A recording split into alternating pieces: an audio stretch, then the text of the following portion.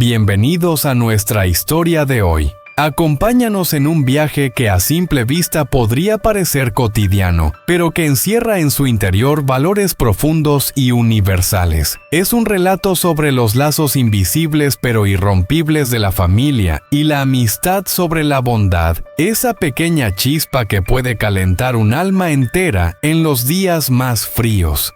Y sobre la esperanza que, aunque frágil, nunca deja de arder en medio del caos diario. Puede que se trate solo de instantes simples, una mirada comprensiva, una mano que se extiende en silencio, una palabra oportuna que alienta. Pero son precisamente esos pequeños gestos los que devuelven la fe, los que nos dan la fuerza para seguir adelante, incluso cuando el camino se torna incierto. Porque a veces lo ordinario es extraordinario, y hoy queremos compartir contigo una historia que te tocará el corazón. Aquella mañana, el aire en la pequeña casa de la abuela Bai estaba impregnado de calidez y serenidad. La luz del amanecer se colaba entre los listones de madera, bañando suavemente la vieja mesa del comedor, siempre impecable a pesar del paso del tiempo. En la cocina, Joaika se movía con agilidad preparando un humilde pero delicioso desayuno de fideos de arroz, cuyo aroma se esparcía por todo el hogar. La abuela Bai, aunque ya mayor, insistía en ayudar. Sentada con paciencia seleccionaba hierbas frescas, cortaba cebollinos y de vez en cuando le recordaba a Joaika que añadiera un poco de jengibre, un poco de pimienta, esos secretos de cocina que atesoraba desde su juventud. Justo en ese momento, regresaba tras dejar a Tony en la escuela. Pronto los tres se sentaban alrededor de la mesa compartiendo el calor de un tazón humeante de sopa. El olor a cebolla frita, a nuoc mam auténtico conservado por la abuela en una vieja vasija de cerámica llenaba la estancia. No se necesitaban grandes palabras, las risas suaves, los gestos sencillos bastaban para calentar el alma. Pero de pronto, desde el otro lado del portón, se oyó una voz de mujer suave pero cargada de urgencia. «Perdone, ¿vive aquí la señora Bai? Necesito hablar con ella. Es algo muy importante». Joaika se levantó rápidamente. La abuela, aunque sorprendida, no se molestó. Al contrario, su rostro se relajó poco a poco, como si estuviera acostumbrada a recibir visitas inesperadas en momentos de necesidad. Frente al portón había una madre joven de unos 30 años, con el rostro pálido y agotado por la preocupación. Sujetaba con fuerza su bolso y sus ojos enrojecidos por el llanto aún conservaban un destello de esperanza. «Me dijeron que usted ha curado a muchas personas con medicina tradicional. Mi hijo, por favor, ayude a mi hijo». Su voz se quebró y las lágrimas comenzaron a rodar por sus mejillas. En ese instante todos, Joaika y la abuela Bai, quedaron en silencio. La mujer contó que su hijo de apenas 10 años había sufrido un accidente de tráfico. El daño en su médula espinal era grave y ya no sentía las piernas. Los médicos eran poco optimistas. La familia había hecho todo lo posible, pero la mejoría no llegaba. «No sé a quién más acudir. Me dijeron que usted sanaba con hierbas del bosque. Le suplico, solo una última esperanza». La abuela Bai guardó silencio, su mirada se perdió en la distancia. Las arrugas de su rostro se marcaron más al recordar. Toda una vida dedicada a las plantas, a los remedios ancestrales transmitidos por generaciones. Pero ahora, con los años encima, ya no tenía fuerzas para adentrarse en la montaña. «Ya no puedo subir al bosque, hija mía», dijo con voz suave, casi culpable. La mujer agachó la cabeza, vencida por la desesperanza. Un leve destello de tristeza cruzó los ojos de la joven madre. Pero la abuela Bai no se quedó callada. Su mirada se posó en su hijo, ese hombre de pocas palabras pero corazón generoso, que siempre estaba ahí cuando se le necesitaba. ¿Te acuerdas del camino hacia el arroyo de Ya Trang? Allí crece el tamdat salvaje.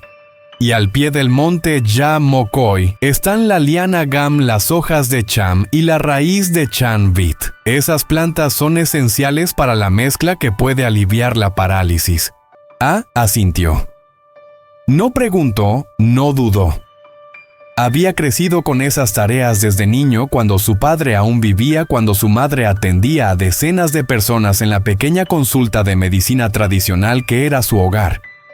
Él sabía que esto no se trataba solo de recolectar unas hierbas. Era un acto de fe, de compasión, de fidelidad al legado de su madre. «Salgo ya mismo, mamá. Quizá me demore, pero traeré todo lo necesario». La joven madre rompió en llanto. Cayó de rodillas con la cabeza inclinada y las manos temblorosas, repitiendo agradecimientos entre sollozos. Era como si por fin alguien le hubiese tendido una mano firme, silenciosa, pero llena de convicción.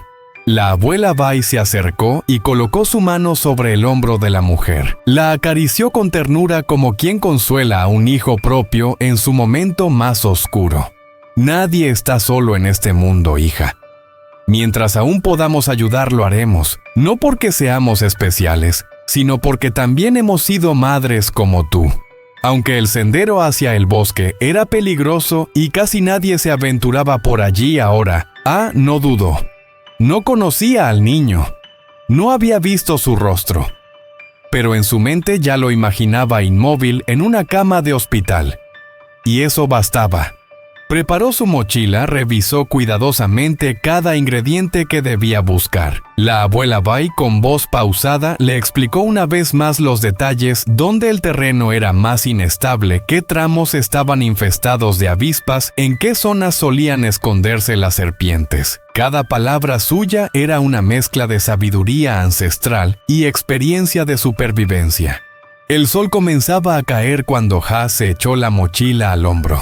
Aquel día, Ha casi no se detuvo a descansar. La travesía por el bosque fue más larga de lo que había previsto. La vegetación era espesa y muchos de los senderos que conocía estaban ahora erosionados por las lluvias pasadas, resbaladizos peligrosos. Pero Ha conocía esas tierras desde que era niño. Avanzaba con cautela, reconociendo cada piedra, cada árbol, cada curva del camino que una vez recorrió de la mano de su madre. En su mente las palabras de la abuela Bai resonaban con claridad.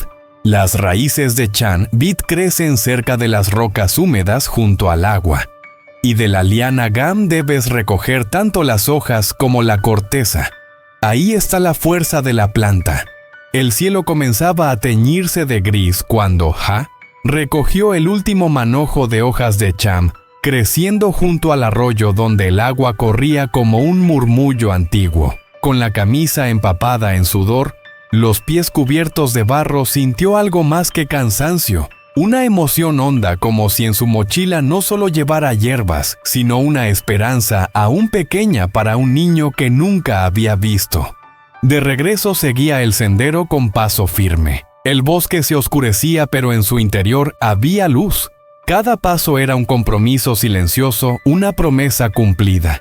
Al llegar a casa, la abuela Bai lo esperaba en la cocina. Al ver la silueta de su hijo entre las sombras, se puso en pie de inmediato. Sus ojos brillaban, aunque durante todo el día no había expresado ni una palabra de la preocupación que la oprimía por dentro. ¿Pudiste conseguir todo, hijo?, preguntó con voz temblorosa de alivio. Sí, mamá. Todo como dijiste. Las hojas están frescas, las protegí bien. Sin detenerse a descansar, entró en la cocina trasera, tomó el cuchillo de bambú y el mortero. La abuela se puso manos a la obra, clasificando con precisión cada planta. A pesar de su edad, recordaba con claridad los efectos de cada raíz, de cada hoja. ¿Qué debía hervirse? ¿Qué aplicarse en cataplasma? ¿Cuál necesitaba ser tostado para suavizar su toxicidad? Parte el tamdat salvaje en trozos pequeños y hiérvelo con agua de lluvia, indicó con la voz firme. Pronto el humo de la cocción se elevaba mezclándose con el olor terroso de las raíces, el aroma húmedo de la vegetación y ese perfume tenue pero inconfundible de la esperanza. Mientras tanto, ella seleccionó con esmero las mejores hojas de Cham Gam y Chan Bit. Las extendió sobre la tabla, tomó el mortero de madera y empezó a machacarlas con fuerza y precisión. No quiso que nadie más lo hiciera. Sus manos, aunque temblorosas, no habían perdido la firmeza del saber. Cada golpe era como un acto de fe. No solo estaba preparando un remedio, estaba convocando una promesa de alivio. Cuando la mezcla estuvo lista, la envolvió en paños de algodón y la aplicó con delicadeza sobre las rodillas del niño. El pequeño, de rostro pálido y cuerpo frágil por semanas de inmovilidad, miraba en silencio con una mezcla de extrañeza y esperanza. Después se acercó al fuego. El brebaje ya hervía. Vertió la infusión oscura con cuidado, dejó que se enfriara un poco y la entregó a la madre del niño. Sopló levemente la taza, aspiró el aroma y asintió con satisfacción. Dale una taza por la mañana y otra por la noche. La cataplasma se cambia 2 veces al día. En 10 días observaremos cómo responde su cuerpo. Mientras tanto no sentía agotamiento. Solo una paz profunda, como quien ha cumplido con algo esencial sin necesidad de testigos.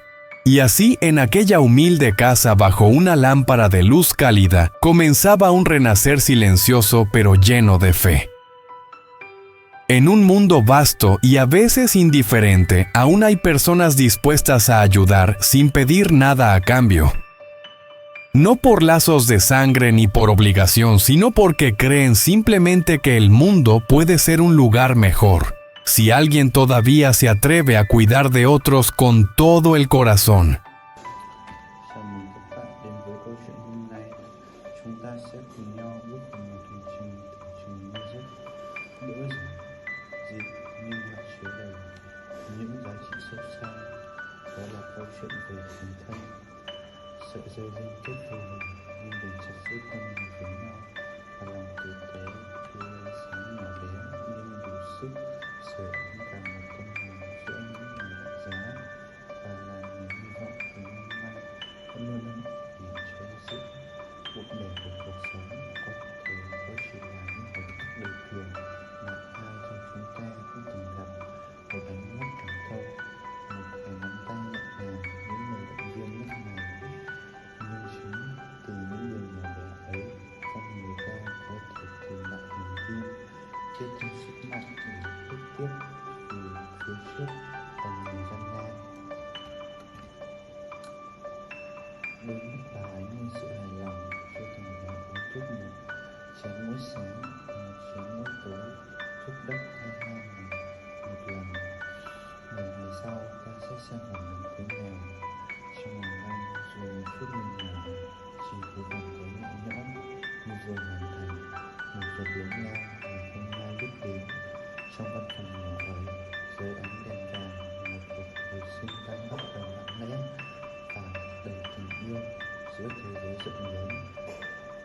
Đâu đó vẫn còn những người không quen biết, không nói mình, không sẵn sàng vì nhau, vì một đứa trẻ chưa từng gặp, chỉ vì đơn giản họ tin rằng thế giới này sẽ tốt đẹp hơn nếu con người chịu dốc lòng vì người khác.